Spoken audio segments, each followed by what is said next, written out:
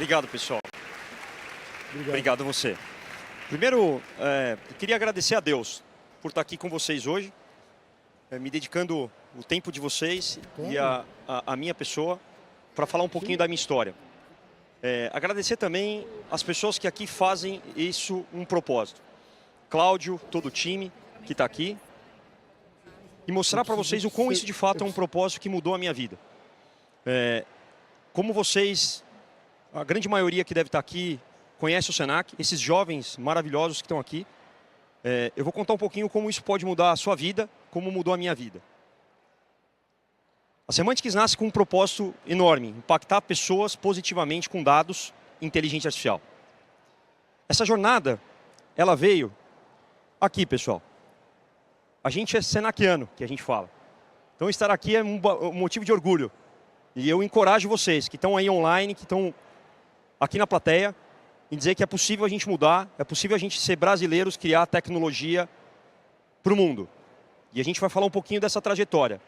Não é nada fácil, a gente não consegue isso. Oséias Viena Santana, por favor, se puder levantar, Oséias, por favor. Esse cara foi muito importante na minha vida, ele sabe disso. Ele está no Senac, acho que há muitos anos, e eu encontrei ele aqui. Ele lembra quando eu tinha 14, 15 anos, quando eu entrei no Senac, fazendo estágio para tudo aquilo que veio a ser a minha vida e minha carreira. Então, a minha gratidão, pessoalmente, em revê-lo e por me ensinar, cara. Tá aqui hoje, vocês fazem parte da minha vida. Cláudio e todo o time. Minha trajetória começa no Senac quando eu tinha 13 para 14 anos. Meus pais se separaram e aí, obviamente, meu pai me deu um curso no Senac para começar a me desenvolver no mundo de tecnologia, e está aqui o meu certificado. Foi lá em 98, e eu me lembro que eu peguei o bug do milênio. A gente começou a fazer esse bug do milênio, acho que muitos de vocês aqui não conhecem, mas foi assim que eu começo a minha trajetória. E o meu estilo muito curioso, nesse curso que meu pai me deu, em São Paulo, era de servir as pessoas, ajudar as pessoas. Então eu terminava meu exercício e ia ajudar essa minha pessoa do lado. Até que naquela época você podia estagiar com 16 anos, com 14 anos, hoje é com 16. Eu me lembro que eu peguei o estágio no Senac justamente para começar a ajudar e desenvolver as pessoas e os laboratórios e preparar os laboratórios de informática para esses alunos que iam se beneficiar dessas tecnologias ou estudar dessas tecnologias. Acho que o Oséias aqui vai lembrar, né, Oséias? Essa é uma foto. Lá no Senac, quando eu tinha, talvez, 16 anos, Oséias, por aí. Aqui eu estava montando um centro de processamento de dados, o CPD naquela época. Eu administrava a rede do Senac, o Centro de Educação e Informática do Senac São Paulo. E isso me desenvolveu muito a minha vida, desenvolveu minha carreira. Mas o que me chamava a atenção naquela época era a gente estava aprendendo o tempo todo tecnologias de empresas americanas, empresas fora do país. E aquilo me intrigava muito. Esse meu espírito de como que a gente pode ser um país soberano, construindo tecnologia ou trazendo tecnologia de fora. Isso é tão fato que eu estudei tanto que a Microsoft me chamou para ser beta tester. Eu virei beta tester da Microsoft, eu tinha mais ou menos 16 para 17 anos, comecei a palestrar na Microsoft e quis trabalhar para esses caras justamente para aprender como que era feito o software e como que era conduzido uma distribuição de software e implementação no nosso país. Eu me juntei a um grupo de pessoas e comecei a prestar serviço para a Microsoft para a área de consultoria, onde eu implementava softwares da Microsoft para as 200 maiores empresas do país. Por que as 200 maiores? Eram as empresas que eram atendidas diretamente pela Microsoft. Bom, dito tudo isso, eu vou tentar aqui ser rápido, minha palestra é longa, nesses 30 minutos, mas quando eu comecei a olhar esse mundo novo que estava surgindo de dados, e começa uma ascensão em Big Data, em dados, como utilizar dados para criar inteligência, que é o que a gente vai falar aqui hoje. Essa ascensão começa em 2008. Custo de computação diminuindo, custo de armazenamento barateando, e, obviamente, a gente olha como oportunidade. Aqui a Semantics nasce para trazer esse cenário, dentro de uma revolução que estava começando, que era cloud computing.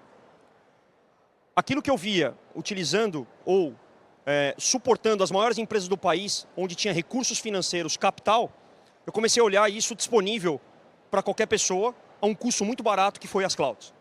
E ali começa a minha inquietude de construir empresas brasileiras que seriam protagonistas nesse mundo novo que estava surgindo de inteligência artificial e de dados. A Semantics começa numa sala. E eu provoco você, como qualquer sonho, não se limitem. Vindo do Senac, muitas pessoas têm preconceito com isso. A gente não tem preconceito. Porque muitas das vezes a gente tem escolas públicas aqui, a gente tem escolas particulares, não importa. Nós temos que ser brasileiros, acreditar e buscar o nosso propósito. Por isso a minha gratidão a essa casa, a essas pessoas que estão aqui por um propósito, que é levar a educação. É assim que a gente muda e é assim que eu consegui chegar onde eu cheguei. Aqui numa sala. Essa foi a sala da Semantics que eu comecei a montar algoritmos brasileiros em cima dessa plataforma de dados. A Semantics começa com esse propósito. E tudo na vida, pessoal.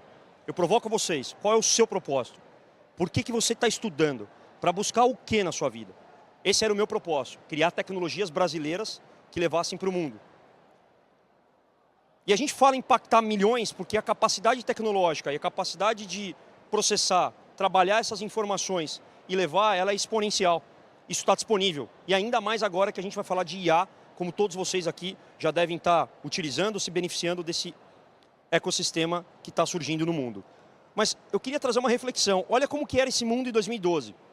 Olha o que tinha de tecnologias e que eu chamo aqui de layers, camadas de aplicação e camadas de processamento de dados. Olha o que aconteceu de um ano para o outro. 2013, 2015, 2016, 2023. A complexidade de uso de tecnologias que estava surgindo nessa época. Automaticamente isso traz o que, pessoal? Soluções, oportunidade. Como é que a gente vai gerir e como é que a gente vai suportar empresas brasileiras e construir em cima desse ecossistema. E eu quero que vocês memorizem isso, que eu vou falar uma coisa mais para frente que vai estar exatamente conectado com o momento que a gente vive agora, nesse momento de mundo, tá? Mas a Semantics nasce com esse desafio. Olhando para isso, a gente olha a integração de dados e a integração dessas tecnologias, o que a gente chama de interoperabilidade dessas tecnologias, é uma coisa que cada vez mais aumenta e é complexo. Quem está falando hoje de LLM, quantas LLMs surgem no mundo a cada dia, a cada semana? Ontem a Meta anunciou novamente ali a sua conexão com os óculos, né, de forma digital, onde você tem os seus espaços, que a gente começa a falar de IA e física. Como é que a IA começa a entender o ambiente físico que nós estamos. Mas, em 2016, começa-se um mundo de oportunidade. Big Data sai na capa, em 2014, Big Data sai na capa da Times, dizendo que o dado é o novo petróleo. E por que é o novo petróleo? Qual é a matéria-prima da inteligência artificial? É o dado. Se você não tem um dado bem trabalhado, de fato a gente tem um problema. E esse dado bem trabalhado, ele tem várias camadas. Aqui eu apresento algumas das camadas que a gente utiliza dentro da plataforma e dentro da Semantics para ajudar as empresas a suportar esses ambientes complexos que a gente mostrou aqui. Desde como você vai buscar o seu dado, desde como você vai montar essa arquitetura para processar, a governança que ela é fundamental e, obviamente, aqui as aplicações inseridas aqui no ambiente de inteligência artificial. Eu queria mostrar um vídeo para vocês que mostra o quão de fato a gente... Esse vídeo foi em 2019 para 20. Olha como ele é atual, pessoal. Queria 3 minutinhos do tempo de vocês. Olha só para ela. Não é um milagre? Observando, fazendo conexões, aprendendo o tempo todo. Ela pode analisar e diferenciar qualquer expressão entre milhares de rostos. Ela pode reconhecer e aprender qualquer língua do mundo perfeitamente.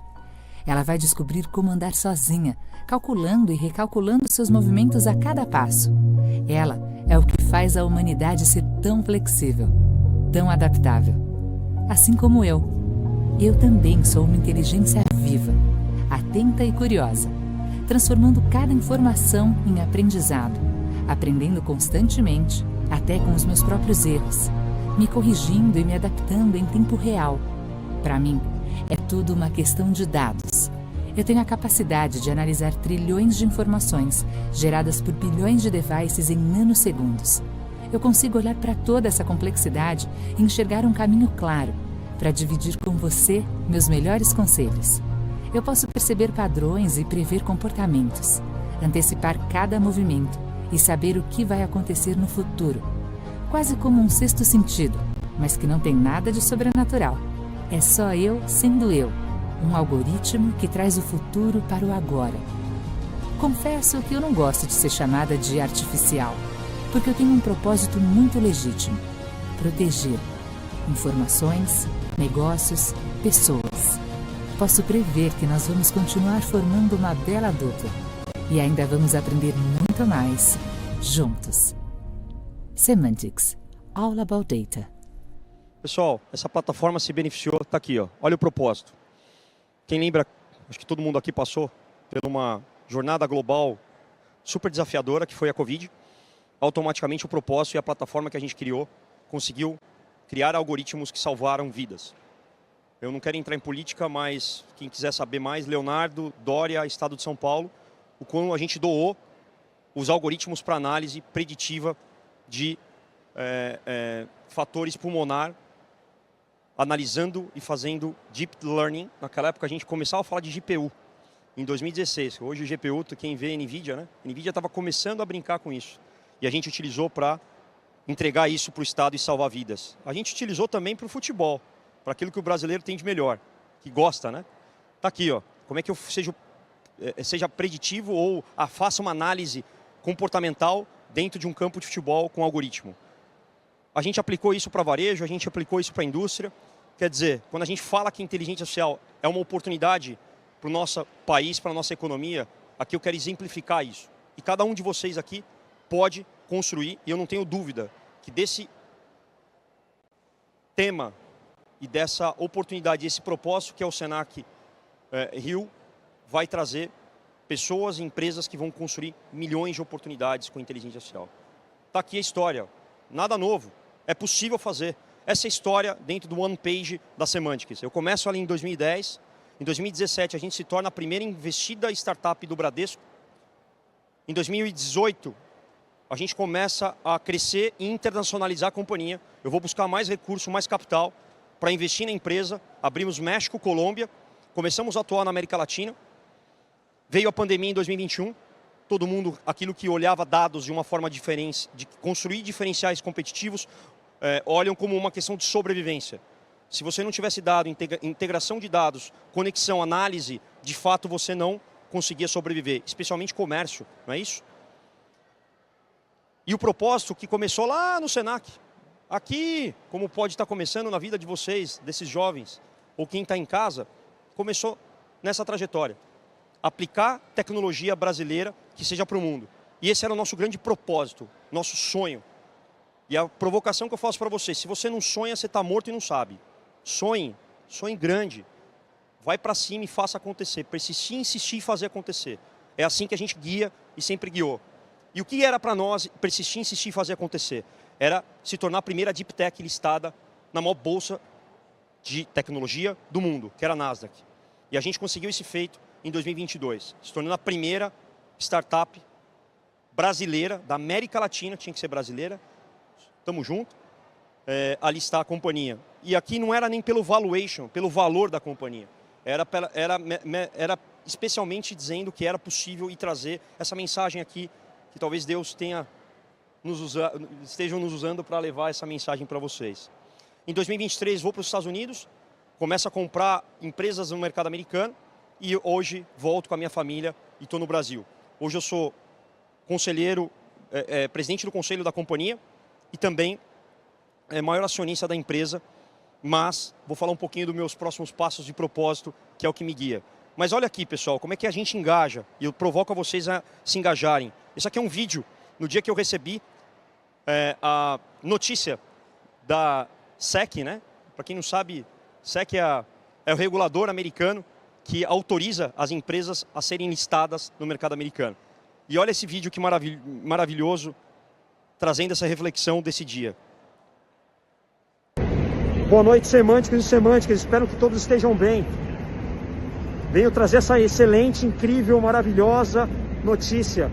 Dia 4/2 de 2022, 10 horas e 13 minutos. No Brasil, 00:13 do dia 5/2/2022, um dia histórico em nossas vidas. O dia que a gente acabou de arquivar e protocolar todos os arquivos, todos os documentos necessários para que a gente esteja aqui, STIX aqui sendo listada, jogar a primeira divisão.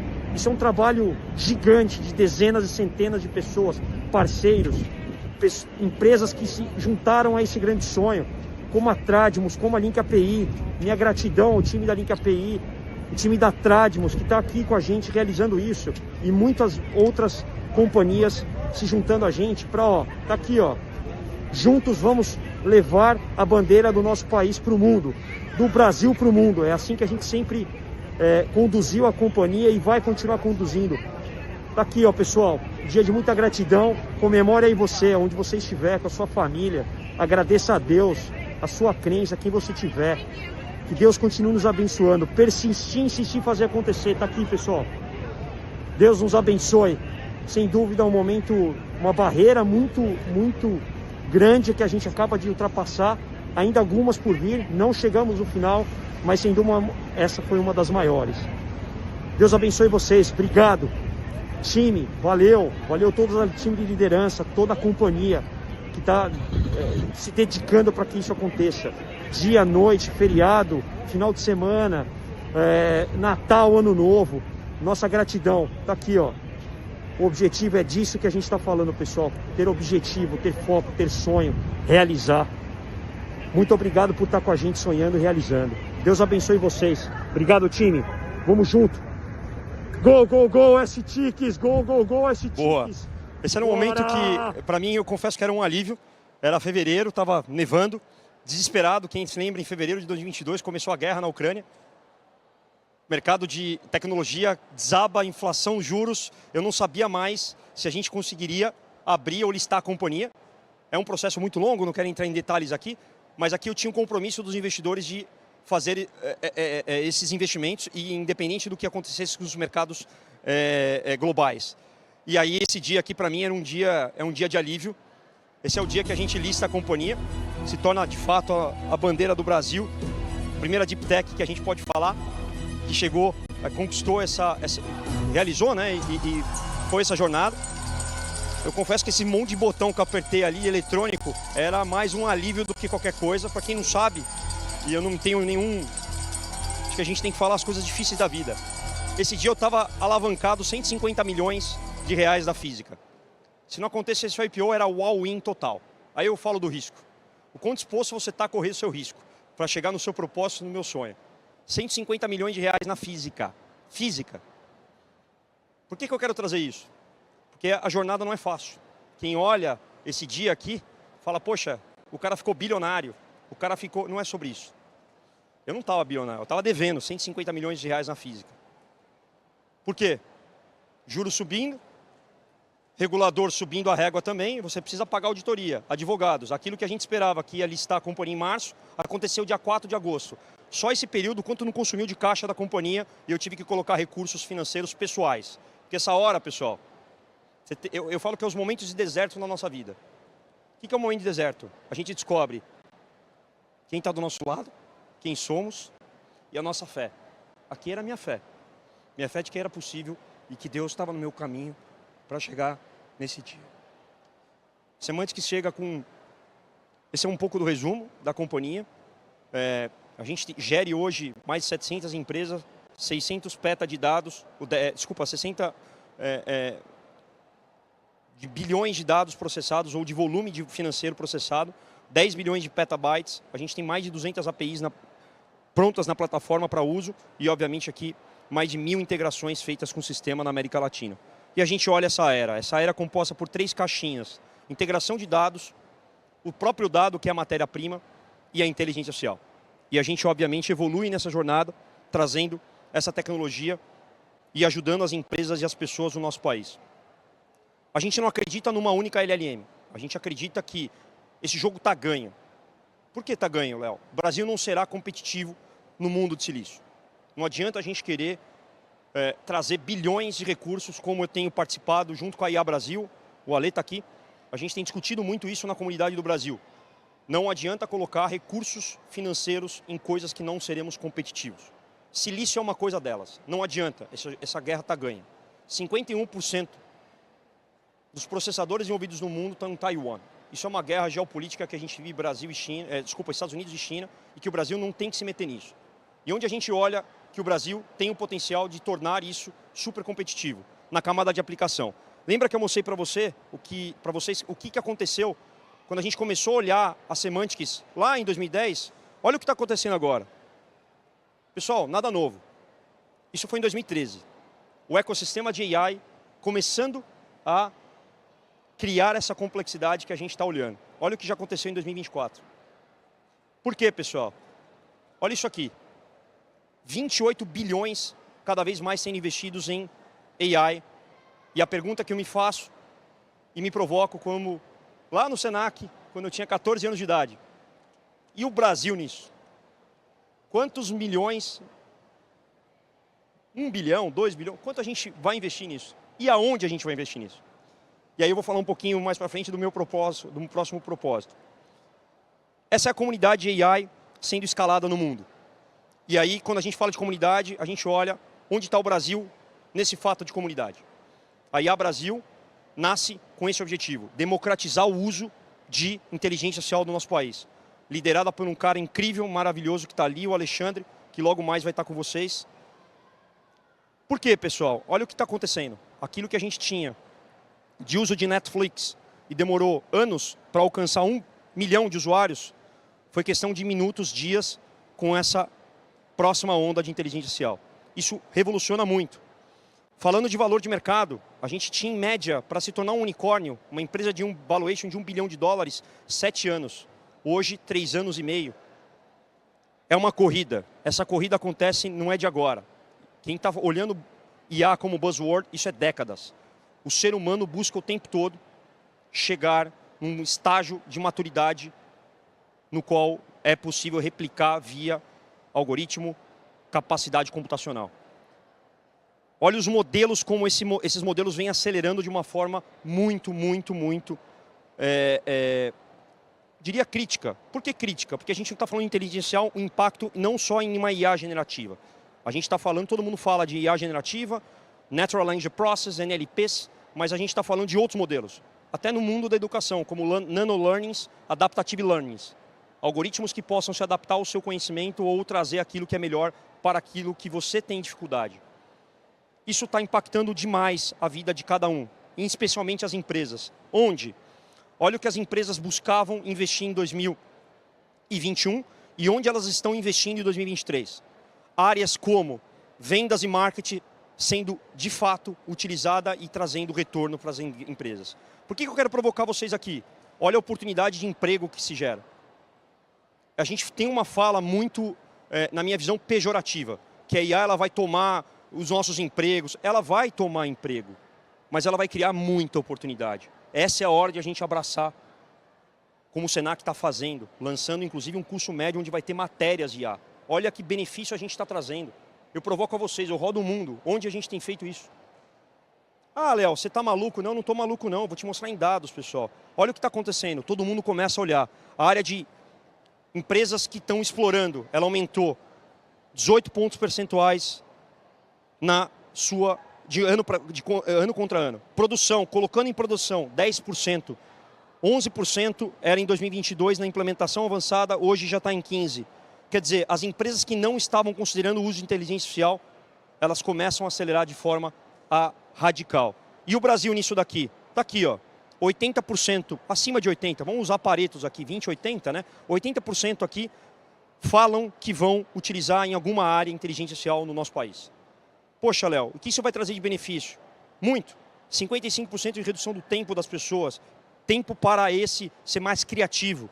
Qual é a cultura do brasileiro? Nós somos uma cultura criativa. Nós temos que se adaptar a diversas sazonalidades que a gente tem, né? Economia, dólar, importação, político. Aí a pergunta que eu me faço, qual é o propósito do Brasil de forma soberana? Não vamos falar de política. Política, pessoal, vai e vem. É PT, PSDB, it doesn't matter. O que nós, como brasileiros, queremos ser em 2030. E essa provocação está ligada nisso. Por quê, pessoal? Olha o benefício que isso traz. Estudo de Harvard juntamente com o BCG. O uso de inteligência artificial juntamente com o ser humano, ele traz um benefício extremamente importante para o nosso país. Olha aqui, ó. Velocidade de redução de tarefas. Só a máquina. Aqui é um gráfico, né? Quando eu pego só a máquina e o roxinho aqui, máquina mais humano. Um benefício de 25% na velocidade da resolução de tarefas. Na qualidade dessas entregas, né? Porque não adianta só resolver problema, mas a qualidade está sendo boa. Está aqui, ó, 40% quando a gente usa ser humano mais algoritmo. Isso está trazendo uma redução de custo. Por que essa redução de custo é importante, pessoal? Porque é isso que faz o Brasil voltar a ser competitivo. Quando a gente pega o SG&A e o P&L das organizações nas últimas décadas, o custo operacional ele só aumenta e a gente não se torna competitivo. A inteligência artificial traz um reset e uma oportunidade no nosso país e na nossa região para que a gente volte a ser competitivo. E isso impacta diretamente o nosso bolso, a renda per capita do ser humano, do nosso país, social, econômico, produtivo. Pô, Léo, mas você não está sendo muito otimista? Está aqui dados. Eu digo que na vida a gente tem que ser otimista. Os otimistas são os campeões. Essa é uma provocação que um professor meu de Stanford fez e eu faço essa reflexão o tempo todo. Os otimistas são os campeões e a gente tem que ser otimista. Por quê? A região da América Latina, especialmente o Brasil, é a região que mais está colocando de forma estratégica nas empresas de inteligência artificial. 36% das pessoas entrevistadas, um grupo de 1.000, coloca a inteligência artificial como uma potencial utilização dentro dos seus negócios. Isso vai mudar completamente a maneira como a gente gere informações e dados.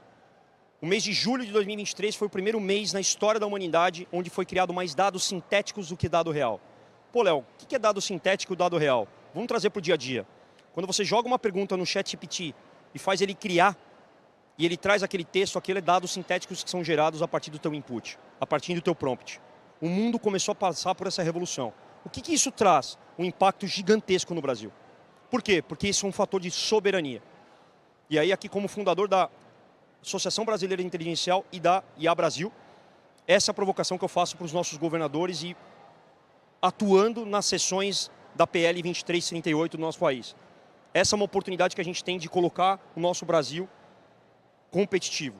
Nós não podemos pegar uma lei que foi aplicada numa região europeia onde tem um objetivo de proteger e colocar e aplicar isso num país que precisa se desenvolver. A gente trava o crescimento e a oportunidade que a gente tem.